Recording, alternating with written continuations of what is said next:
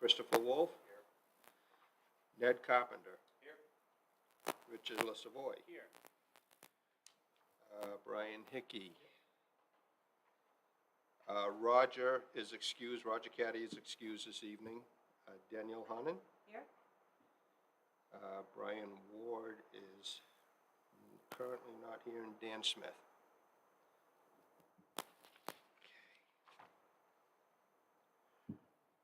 We'll open up public comment at 6:31. And since there's no one in the audience, I guess we will close public comment at 6:31. Next on the agenda is discussion with Department of Public Works Head Fire Chief Rick Mulaski. Rick, welcome.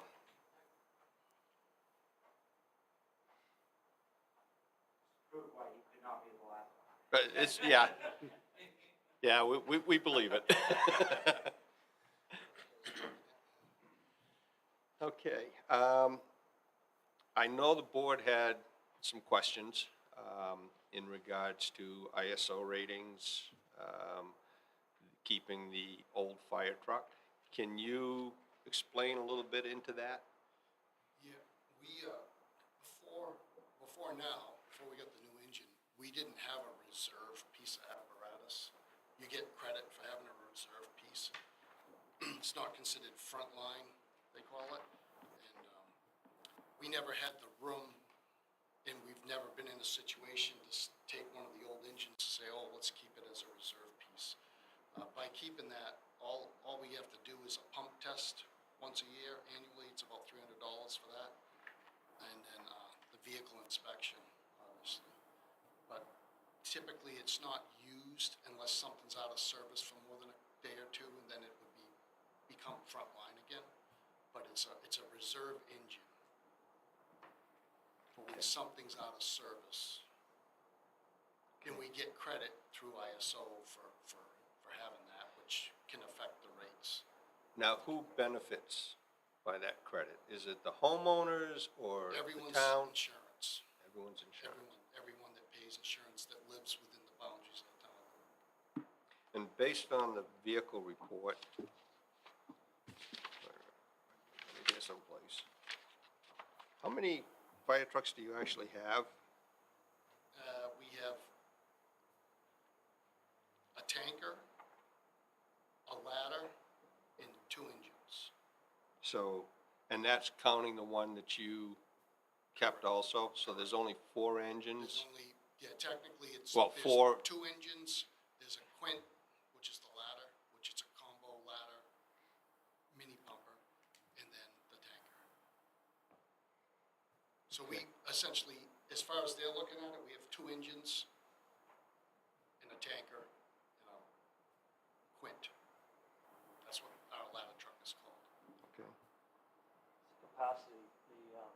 Capacity of the old pumper that's going to be used as a reserve and the new pumper. As far as the pump, Yeah, pump capacity. it's 1250 to 1500. That's the difference. The same for both of them? No, the old one is 1250 pump, Okay, the new one's 1500. 1,500. We have a tanker as well, or is she just dealing with the tanks that are on board? We have a tanker. One We have a tanker. tanker as well. Yeah. It's 2,500 gallons. 2,500 gallons? The engines are 750. How much of the town, this is just a question since we're just thinking about it, how much of the town has hybrids? Has hybrids covered? Population-wise, probably 60%, Yeah, but once you get out, the density, there's no hydrants. yeah. So just another I mean, how many, like, do you have either cisterns or ponds that are already basically plumbed, so you just pull up to a... There are ponds and cisterns. Yeah. All the new subdivisions have to put a cistern in, or they have to sprinkle the homes. Mhm. And you have adequate space to store like the old one along with the other Yeah. pieces of equipment? Yeah. Doesn't Yeah. require any additional space anywhere? No.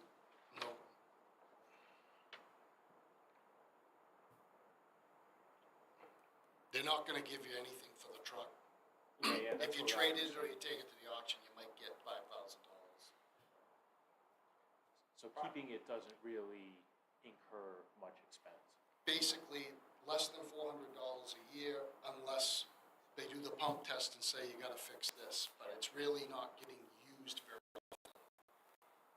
How much The we way did, it is getting parts these days, it could change, but typically, if you need a part, you can get it, but sometimes we have a truck in Public Works that's been out of service for 4 months because we can't get the part, and we can't use it. What's the shelf life of that one in reserve? How much longer is that gonna last? It was Approximate. as long as we could make it last, using it as a reserve piece. looking at the equipment list here, so the one that you should have been taking out of service is the 1999 Correct. pumper, and then the new pumper is 2006? No, the new one is 2020. It's listed as a 22. rescue pumper. We just put it in Oh, it's up service. here, the rescue pumper, Yeah. okay. All right. The 06 is the tanker, I believe.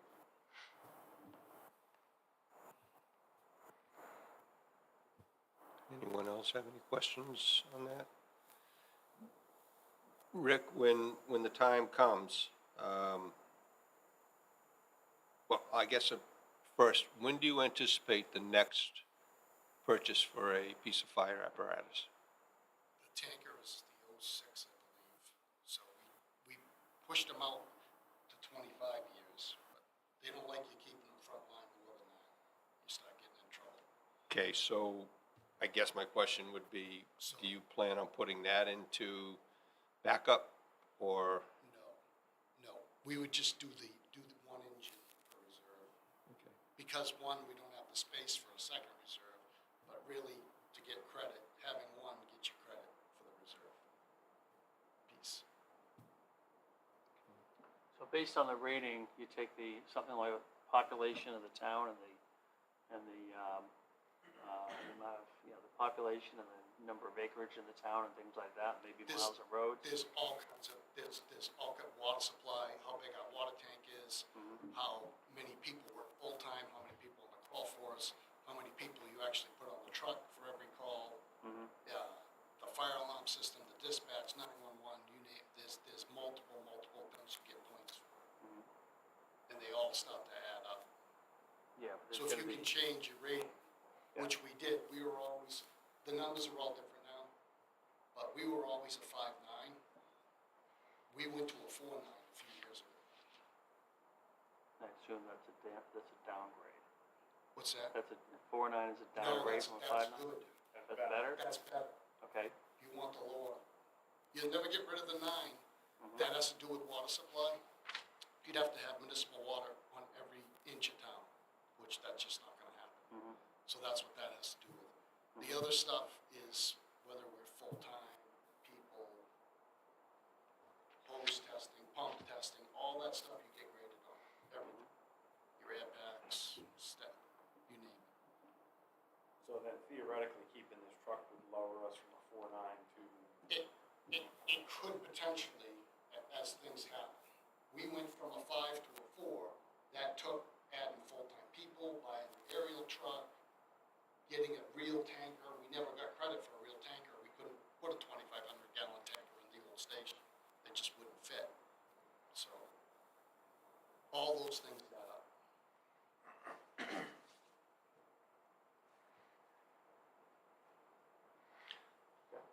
Okay, why does the fire department have 2 Explorers listed?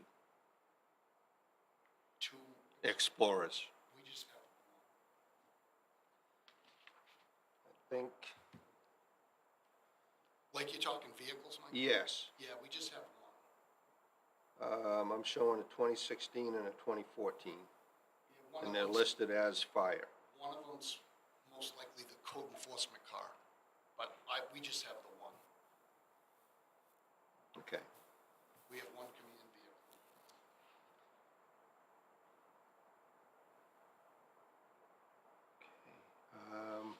On the vehicle list, I think there's a couple of typos, just so you're aware. The 2020 Explorer, I don't believe has 600,000 miles on it yet. And the 2022 dump truck is listed as purchased on 1/5 of '24, so just to keep it up to date.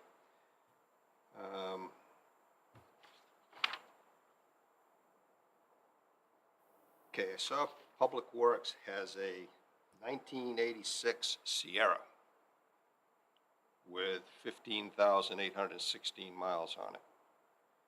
How does that happen? That's the utility. That's in the fire department. That's the utility. It's listed under Public Works now. Yeah, we don't have a Sierra. Just a So the red truck that I've seen riding With the around, white- that's, cab on it. yeah. That's that vehicle. How do we have a vehicle that we only managed to put 450 miles a year on? It's a utility in the fire department. It just goes out for a flooded basement, a tree down in the road, wires to block the road. It doesn't really respond.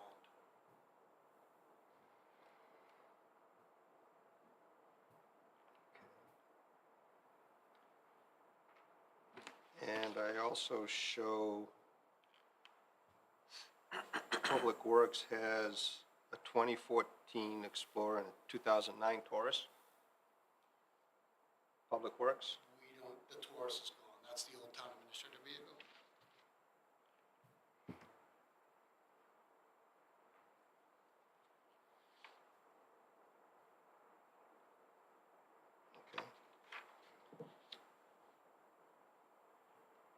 All right, anyone else have questions?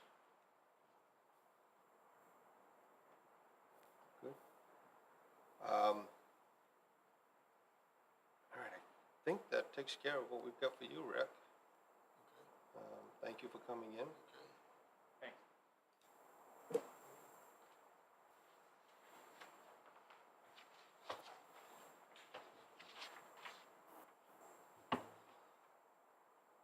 Next up is the update on town financials.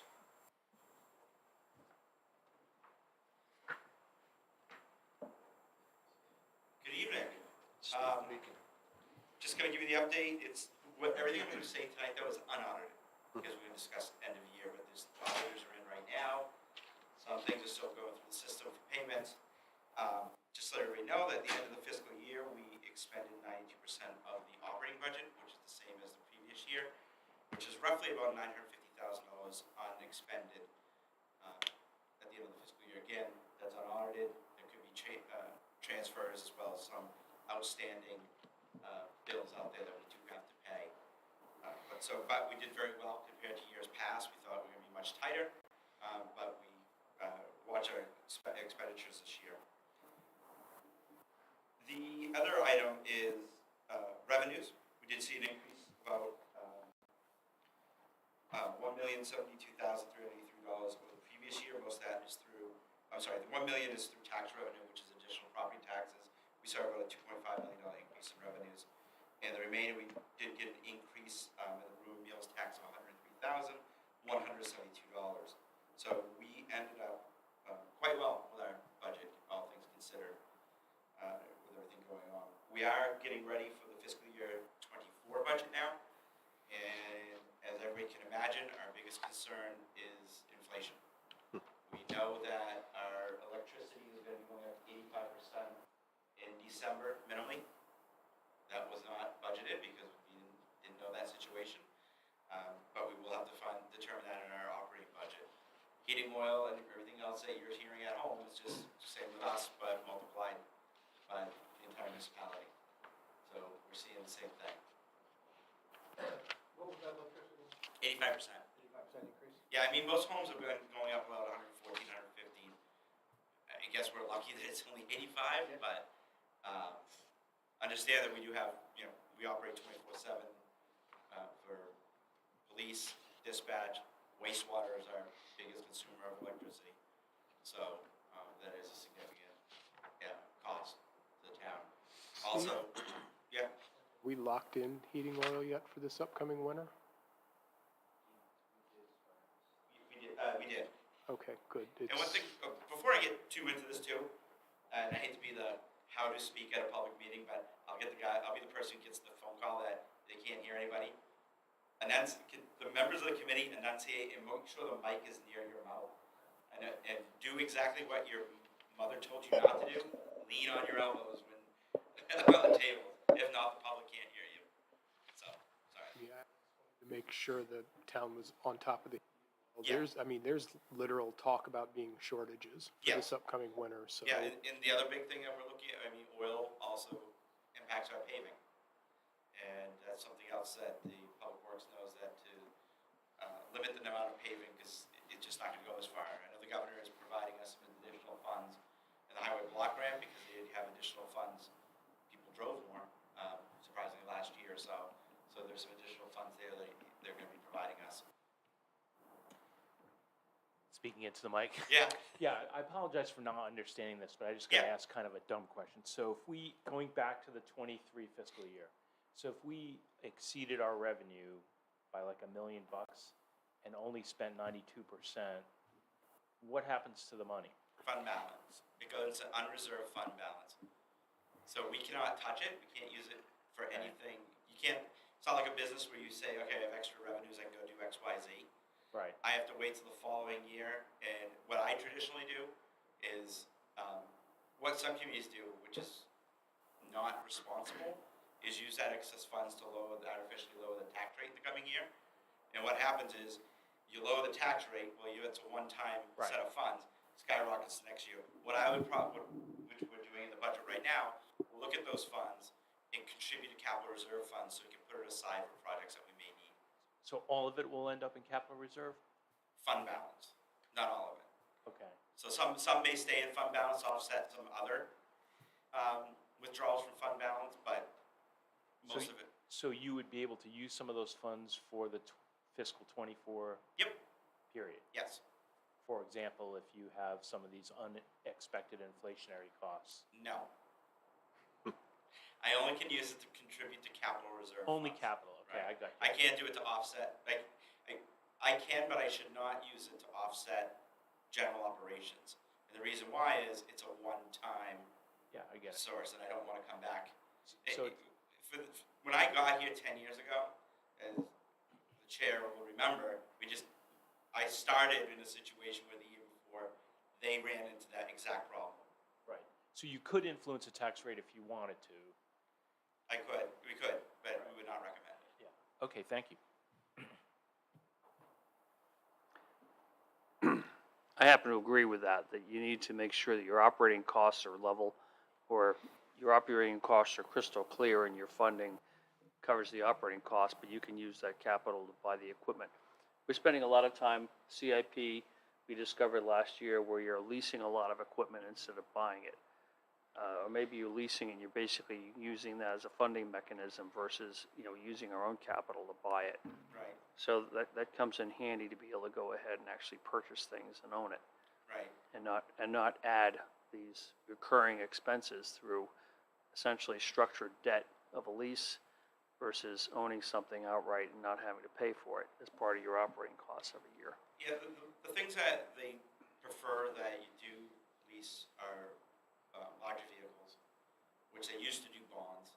Like a fire truck, 15 years ago, you'd bond a fire truck, which it's not, usually now they say about $1 million is where you should start looking at bonding versus other financial methods. But vehicles tend to be leases because of the fact that it puts in the operating budget, but also gets it on a life cycle. That when the debt is up, you can either incur more debt, you either continue the debt cycle by having a new vehicle. Larger things like roads, building expenses, those are the one-time capital projects that will withdraw from the capital reserve funds for that. Other than that, we were, moving forward. Our new town engineer started today. That was one of the positions that we did add. It was the transfer from the facilities director to the engineer position. We have our full-time code enforcement officer on board, and the planner's been on, our community development director's been on for a while now, so. We are full staffs when it comes to department heads and getting ready, as I said, for fiscal year 24's budget. Quick question on the revenues, Steve. Yep.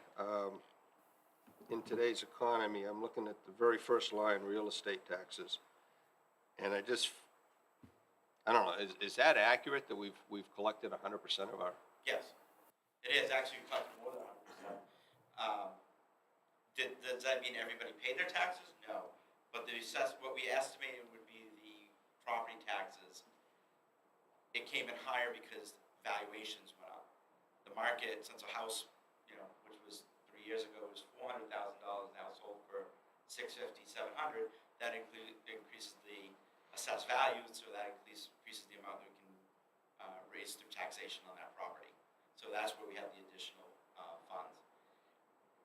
I can tell you that I wrote and I talked to the town council about this at a recent meeting, my concerns about where we are and what would happen if we ran into another situation of 2007, 2008 with the crash of the real estate market. At this point in time, we are at about 68% assessed valuation. DRA wants us to be between 95 and 115, so we are well below our townwide valuation. And my concern is that our year number 5 is, we have to do it every 5 years. We have to do a cyclical revaluation. And our 2005 is coming up in 2 years. Our 5th year is in 2 years.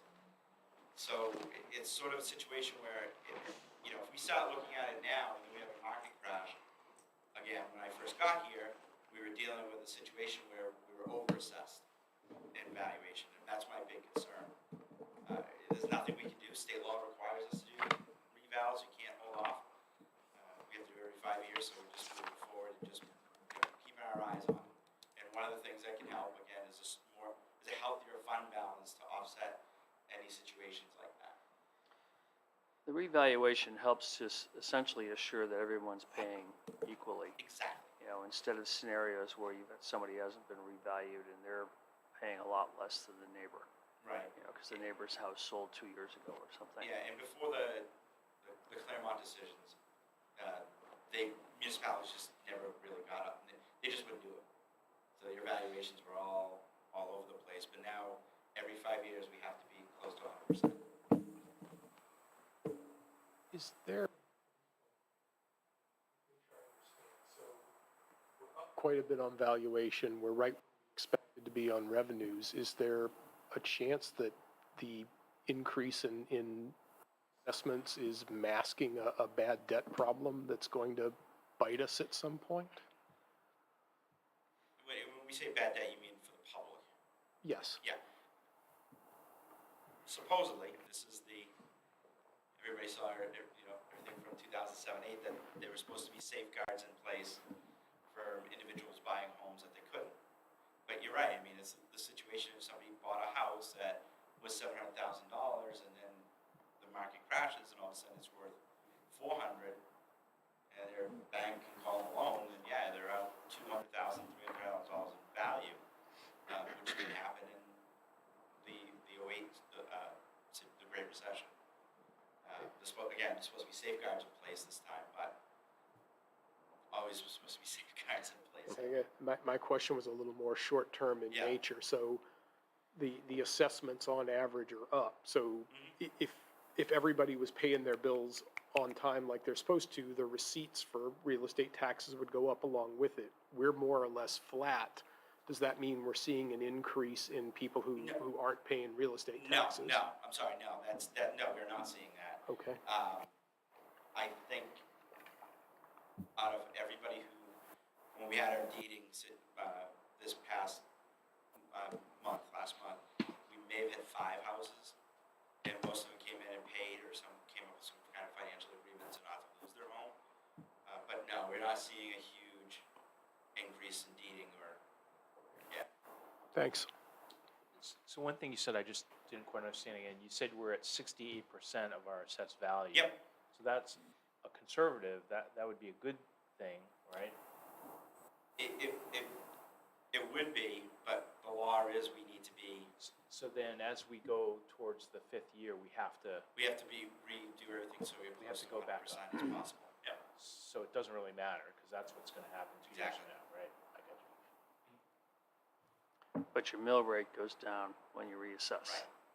But right now, for every $981,000, Russ estimate roughly, is $1 on the tax rate. That's how much we can raise. If we're 1.2 billion, it's 1.12 million that we can raise for $1. So you're right, the tax rate drops. If the values go up, tax rate drops. It's usually a third, a third, a third for the properties in the community. We'll have some people be upset that the properties went sky high, and the traditional response is, well, how much would you sell it for? They say more than that. We're like, well, then you're fair. That's the point of a market value of your property. But usually there's some business, some buildings, the value would drop. Not a lot right now in this economy, but it does happen. Usually about a third stay about the same, or what's expected.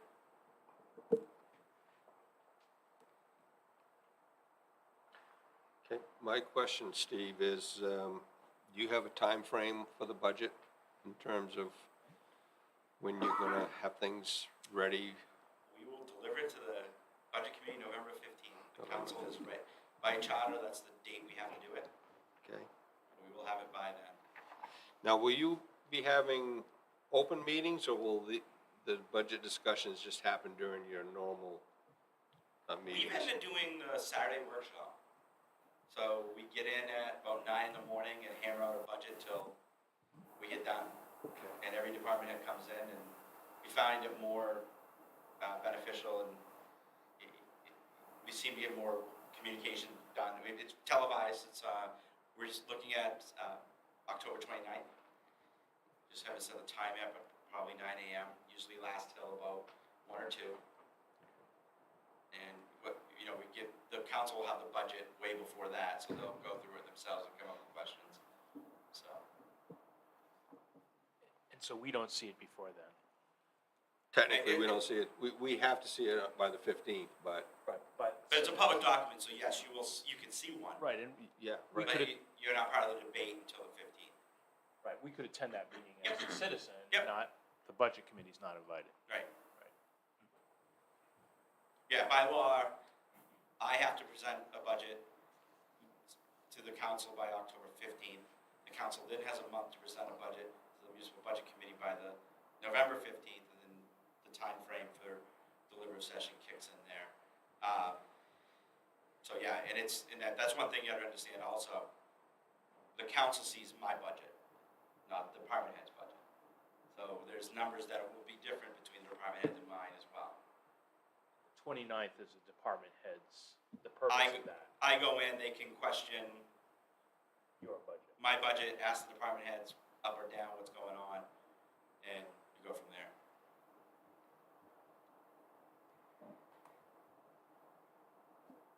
Any other questions? Okay. Oh, think you got something?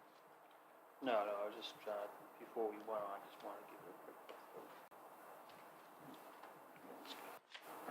I just have one that's totally something different. Yeah. You made a presentation on the form of government. Yeah. Is that something we could get a copy of? Sure. That would be helpful. Yep. It was great information, and it just went by fast. No problem.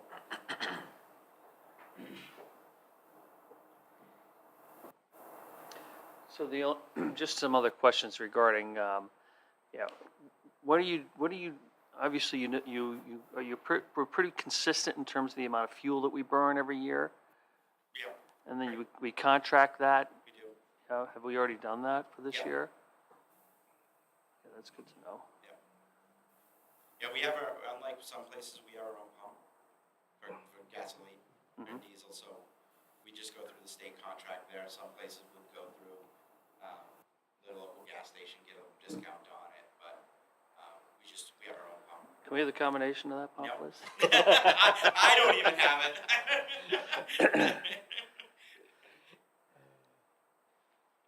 Anyone else? Okay, thank you, Great, Steve. thanks. We'll see you in a couple of months, hopefully.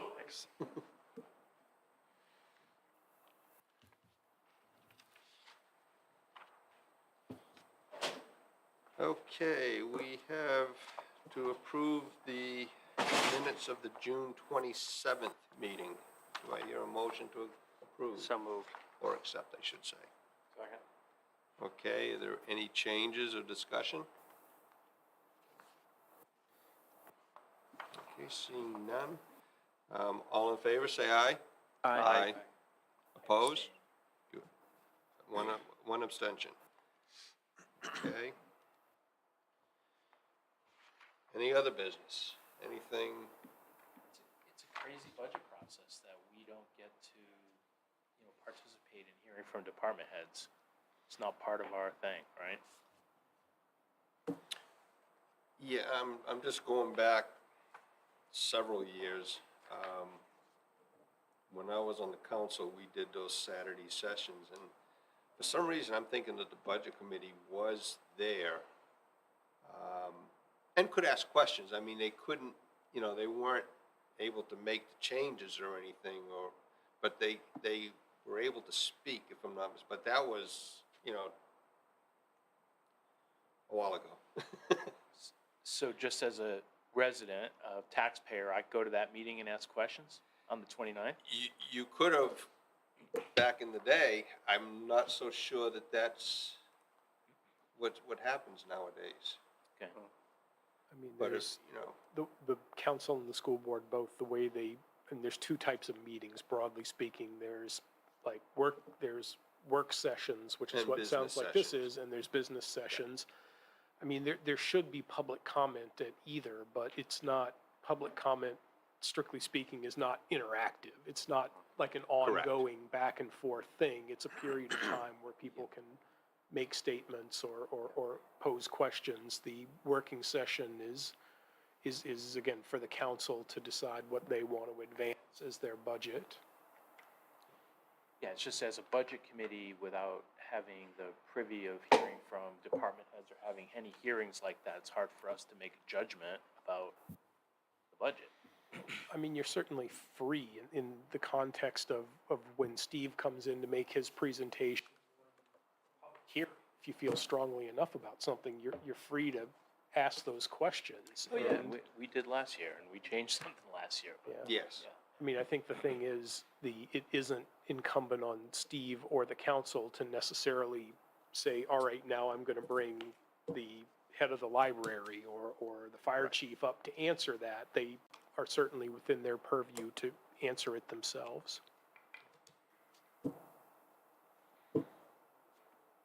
So, I wrote down the date. I believe it's 29, 29th of October is when, right, and he's already got his budget. That's just the department heads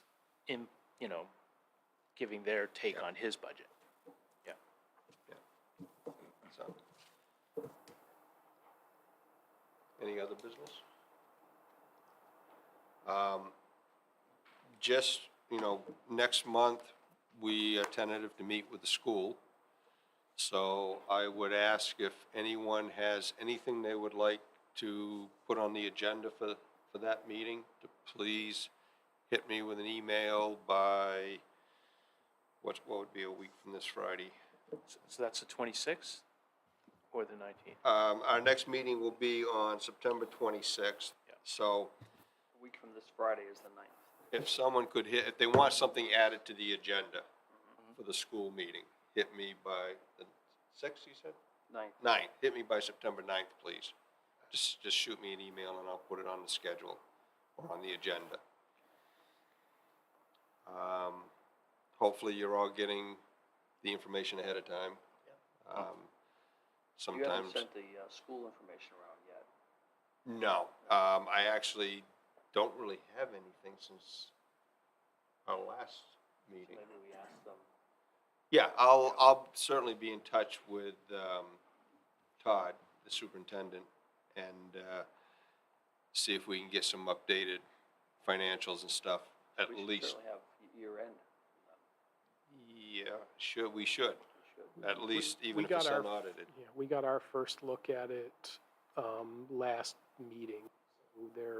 It's unaudited, obviously, Yeah. but I think if get you some, at least the indicative numbers. Yeah, so I will reach out to both of them and ask them if they could forward me, you know, whatever information they've got dealing with the budget. And, then I'll forward it out in a week or so. Anyone have anything else? So I participate in the CIP and then I kind of report back to this group, Yes. right? So I gotta remember to add that to our agenda. Yeah, I'm not sure of the schedule of those meetings, but I'm sure I'll find all that out tomorrow. For the record, our next meeting is Monday, September 26th. 6:30, good for everyone still? Yep. Yes. Sorry, I'm sorry I'm late. I looked on the website and it says 7. I'm like, oh, they pushed it back half an hour. Okay. Sorry about that. Yeah. Okay. with- The agenda that's distributed says 6:30 directly. It does, but I also was like, just looked on the Newmarket town page and where it has those listed, I'm like, saw it at there and I assumed, oh, so I guess they're pushing it back today. Okay. Not a problem, it was town stuff anyway, so. Okay, with that, I'll look for a motion to adjourn. Second. All in favor, say aye. Aye. Opposed? Didn't think so. Meeting closed, thank you.